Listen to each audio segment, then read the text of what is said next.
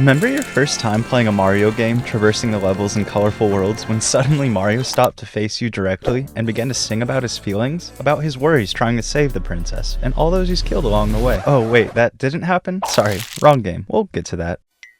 Video games have caught up to movies. It's official. Alright. And no, I'm not talking in a budget sense. At this point, movie studios and video game companies are competing to see who can buy the smallest country first. Hint, Rockstar is winning. And I'm also not talking in a franchise sense. Movie characters in games and video games based on movies have existed pretty much since the beginning of time. For better or worse. Outside of the recent invasion of the Game Awards from various random celebrities and advertisements last year, Shut up! and the ridiculous amounts of layoffs in the industry, I want to shine some positive light on modern day gaming. Everybody relax, I'm just here to have a good time and talk about why everyone is so passionate about gaming in the first place. You know, the experience. However you feel about this, you can't deny the two mediums have started to merge at a rate faster than ever. The Last of Us TV show, the upcoming Borderlands movie, Five Nights at Freddy's, Dungeons & Dragons, which was actually pretty good, the new Avatar game, Twisted Metal on Peacock, I could keep going. It's clear that the bigwigs in the towers above all of us have bled the superhero movie genre dry and have set their sights on gaming. Do I even need to mention Fortnite, which has and will take anything and everything you once loved or thought sacred and put it in their game? Nicki Minaj is in Warzone. Did you know that? I didn't know that. I don't see this trend slowing down anytime soon. I mean, there are thousands of games that could be turned into successful films and TV shows, and vice versa if done correctly. There are 14 Air Bud movies, and only one game where you play as a cat. I expect that in the next few years we'll begin to see more well-known actors inside of video games and more shows and movies based on games overall. It was just recently announced that A24 and Kojima are creating a Death Stranding movie. And who might play the characters from the game? Well, probably all the A-list actors that are already in it. Love it or hate it, that's kind of the direction we're headed in. There's simply too much money surrounding the industry to ignore. And yeah, I'm sure in 10 to 20 years from now we'll all be plugged directly into the Bezos-Musk VR hive mind and experience gaming in an entirely new and all-encompassing way. All I'm saying is that right now, as of 2024, you can be damn sure you can find the type of story you're looking for with graphics and sound to back it up. Sure about that? You sure about that? That being said, the biggest difference today, far and away, are graphics. Agree or not, good luck explaining why you're having an emotional reaction over something that looks like this to your parents. Trust me. During Thanksgiving the other year, I found my grandparents staring at a TV while Arthur rode around on a horse, just auto-roaming in the other room. They thought it was real footage. It's pretty much gotten to the point where the whole "this looks better than real life" meme is kind of true in some games. Alan Wake 2, Red Dead Redemption 2, Cyberpunk 1.2.1, running on a PC with ray tracing, path tracing, tracer tracing. For real, I know all of us are terminally online until eventually we'll be terminal ourselves. But show some of these clips to anyone who exclusively plays Candy Crush and farms animals on Facebook, and you might be able to fool them. Not to mention the recent viral gameplay clip of Unrecord, which officially looks so realistic that even we ourselves were questioning the ethics of it. For the most part, when a new game releases from a big studio now, it's expected to look outstanding, like the prices. Can we see the dirt under our characters' fingernails? Does the sun shine through their ears and nose? Do a horse's balls shrink in the snow? What is the meaning of life? And this isn't to say there aren't tons of recent games that opt for style over realism, such as Hi-Fi Rush, Hannah Bridge of Spirits, or even something like Cuphead. All of these examples work within their art styles, truly looking like a Saturday morning cartoon or a living, breathing Pixar movie. Even with this distinction, the overall graphical fidelity and presentation is still much higher than what would have been possible only 10 years ago. Hell, the studio behind Kena, Ember Labs, started off as an animation company, which honestly is just really cool and kind of helps to further my point. Don't get me wrong, there's an absolute appeal and charm to old school style graphics in games. There's a reason your World of Warcrafts and other old school MMOs are still so popular, some even more so today. Sea of Stars is awesome, Celeste is rewarding, and Vampire Survivors is an absolute banger. These types of games certainly appeal to new and old school gamers alike. I'm not about to make the argument that games with the most photoreal graphics are the best or superior in any way. After all, we all saw how Modern Warfare 3 went down, or the Callisto Protocol, or Godfall. Remember Godfall? You get my point. Needless to say, graphics have caught up to the stories games are telling. Yes, not every game is photoreal. Not every movie is live action, and some games prioritize gameplay over a linear narrative entirely in favor of an interactive sandbox, and that's completely okay too. Not every game can be the narrative masterpiece that is Forspoken. I'm seeing freaking dragons. nor are they trying to. But it's gotten to the point that if a game is telling a compelling narrative, whether it's going for the photoreal look or nothing like it, the presentation itself is enough to get any casual viewer interested. If you want a good drama, action, horror, romance, or even comedy, you can be damn sure there's a video game out there with graphics and style to match. And for all you superhero fans out there, the industry's got you covered too. No, not those. These. All of these are pretty good, actually. As far as most AAA studios are concerned, the days of animation without motion capture of real actors, hundreds of artists, and the budget of any film, if not more so, are pretty much over. Please, no! No! No! No! Another thing, sound design. It's half the experience, right? And like movies, game audio has changed dramatically in the past few decades. There have always been the staples, the chiptune sound effects of your Marios and Street Fighters, but if you were to try and book a full orchestra for an obscure Game Boy game back in the day, you'd probably end up on trial. In 1978, Space Invaders released with what was widely considered the first video game soundtrack ever. This was around 20 years after the first real video game was developed, but never sold. It could only be played on this machine. And 17 years before Nickelback was founded. Of course, it was only a matter of time until this got expanded on, paving the way for the auditory landscape we have today. Now, it's absolutely impossible for me to name every game with a soundtrack, and it's almost expected for bigger budget games to have some sort of iconic theme. There are countless video game OST playlists all over platforms like Spotify and YouTube, for good reason. At the end of the day, it is just more music, right? And more so than just instrumentals. Anytime a game has a song with prominent vocals, I'm immediately hooked. This trend in particular has really started to pick up recently, especially in the West. We can all collectively put our hands together and thank Persona for its influence.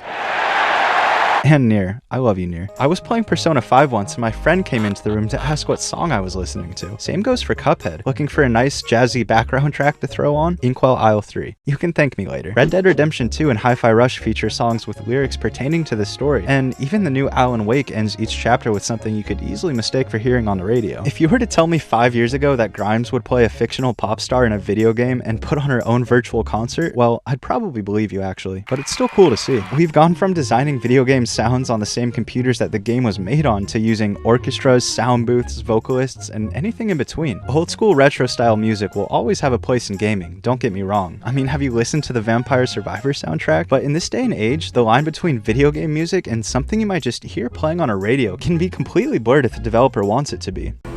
Bravo 6, going dark. On the opposite end of the spectrum is the way the game actually sounds. And in most competitive games, this aspect is absolutely necessary. Good luck surviving more than 2 seconds in your typical Call of Duty without headphones. You need to be able to hear the enemy's footsteps, your teammates' callouts, and keep game chat on to see if anyone's called you. YouTuber. It's actively encouraged in horror games with the ambient sounds and jump scares. And unlike horror movies, unfortunately, nothing happens until you actively engage with the game and press forward.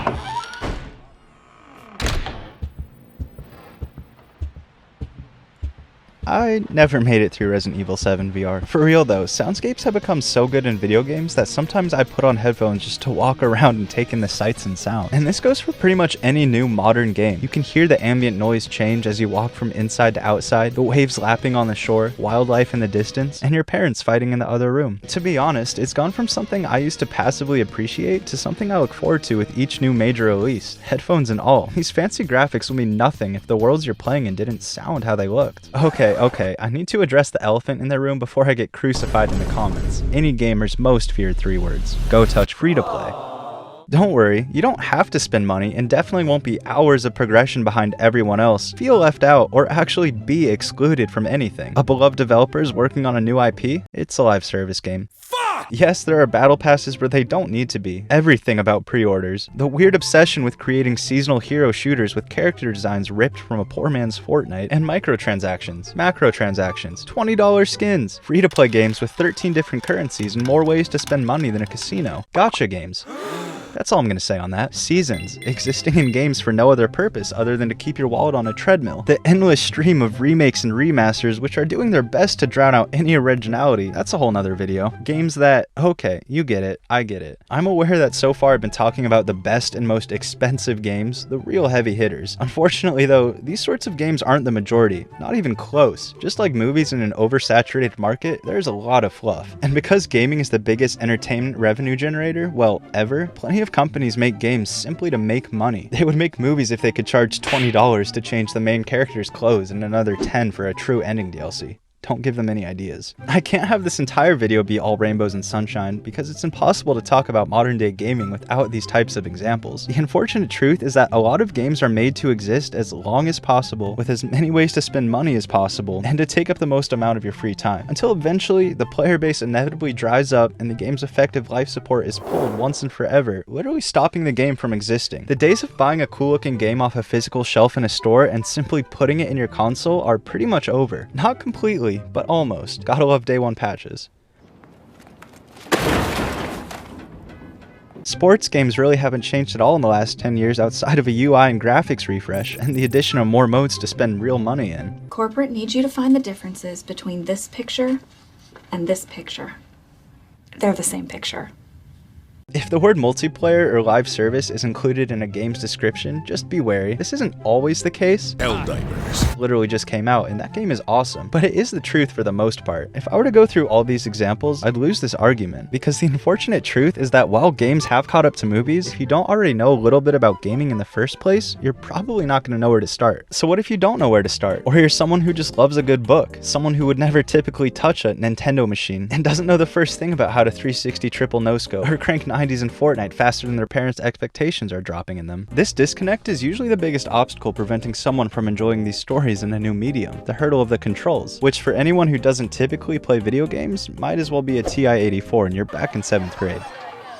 Which is why I'm so happy a specific type of game genre exists, walking simulator. Whether you're young, never played a video game before, or 13 beers deep, walking simulators are for everyone. How do you explain the controls to someone who doesn't even know where the buttons are? You give them a game with no controls. Pretty much. You can't die, mostly. There's no timer, no headshots to line up. You aren't gonna get stuck in the same room fighting 5 bad guys hoping to not die just so you can see the story progress. If you want to break through this learning curve, cozy up with someone and make them play What Remains of Edith Finch, or Firewatch. Games can't be emotionally moving? At me, bruh.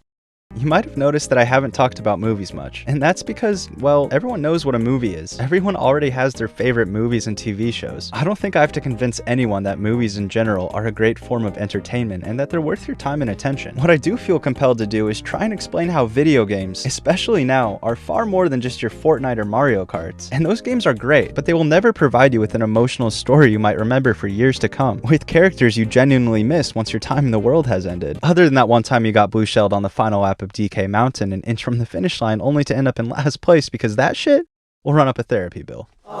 While the gaming industry might make more money than the film and music industry combined, more people still watch movies. It would only let me buy the Ariana Grande skin once. This video is never going to be why Redfall is the Titanic of video games, or how Oppenheimer is the Dark Souls of movies. That just doesn't make sense. What I am saying is that due to the progression of graphics and sound, it is completely possible for a video game to elicit the same emotional reaction a movie might. I've had people who have never touched a video game watch me play The Last of Us Part 1 for hours on end, just because they were that invested in the characters and story. Not to mention the many people I know who watched the entirety of the show on HBO without ever knowing it was based on a game. It's no longer, are you winning, son? It still can be. Like, yeah, our team is winning, we have more kills or points. But now, if someone happens to ask what I'm doing while gaming, it's like, I'm investigating a murder in a small northwestern town as an FBI agent. Now I'm a writer trapped in a fucked up version of New York looking for my wife. And everyone's looking at me directly and singing about their lives. I told you I'd get to that. Games have always been able to tell complex and detailed stories. I mean, have you tried to get all the endings in Chrono Trigger? But there is a difference today. Games have a much wider appeal. It's entirely possible for someone who's never touched a game to become completely invested in a story, to care about it just as much as any movie, and stay up way later than they know they should playing, not because they want to level up or unlock a new skin, but because they want to see what happens to their favorite characters and where the story goes. These types of experiences still exist today, and I hope this video helped you to find some of them. Also, I really wanted this legendary bear hat.